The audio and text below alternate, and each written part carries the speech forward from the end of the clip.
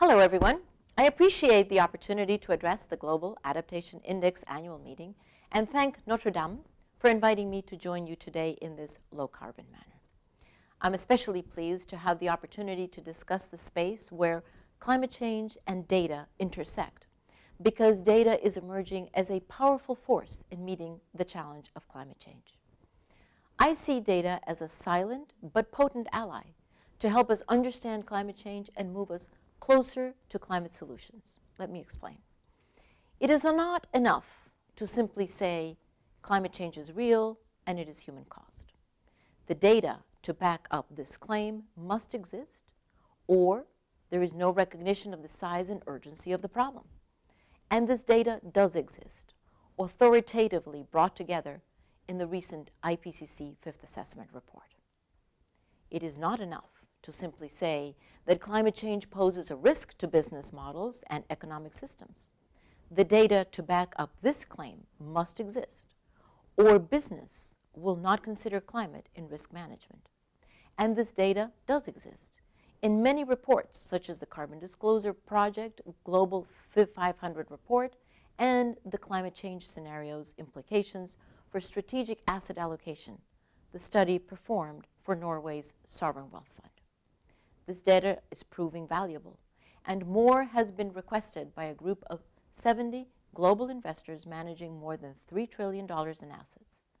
These investors want data that assesses the financial risks posed by climate change. And it is not enough to simply say that there are viable, even profitable, options for acting on climate change, and many are already acting. The data to back up this claim must exist, or governments and private sector actors will not explore their own low-carbon options. And this data does exist in countless examples that show the cost of renewable energy deployment falling worldwide and the rate of deployment soaring, in examples that show the trillions of dollars potentially gained from efficiency improvement, and in examples that show low carbon is a development option that helps achieve security, health, and resource management goals. So data has improved our understanding of the climate change challenge, the risk involved, and the viability of options that minimize risk, maximize reward, or better still, do both. We now look to data in the crucial years ahead to further our understanding, to catalyze business and government action, and to aid in decision-making that increases resilience and adaptability, especially for the world's most vulnerable populations. This is only possible if leaders of government, leaders of industry, and leaders of communities have access to data in ways that are easy to understand and easy to use. The ND Gain Index is one such interactive tool that gives users a look at data to help manage risks, gauge vulnerability, and honestly assess readiness. As data sets become larger and more complex, and we have every reason to believe we're quickly moving into the era of big data, the tools that translate this data into usable information are ultimately the tools that make a big difference for communities struggling to adapt to the effects of climate change.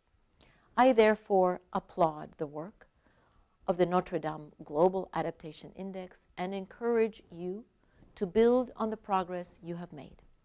I encourage you to engage governments and private sector actors to help them realize the value of the understanding provided by data and raise awareness of how acting on climate change benefits human populations, corporate value chains, and the planet.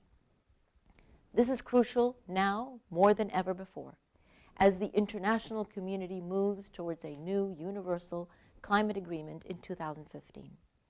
National governments and private sector understanding of the benefits of climate action is common ground that brings the world closer to an ambitious and effective new climate agreement. Your work can help us achieve that. Your work can help put us on the path to a low-carbon, high-resilient future and to sustainable economic development for all. Data must be our silent ally no longer. We must give it voice and bring it to the forefront of the climate challenge. Future generations will be able to look back and ask, why did we not act when we had the data that says we should do so urgently? Now is our opportunity to show future generations that we did make the data and its implications accessible, that we did act on the basis of that data. Future generations are counting on you. I thank you.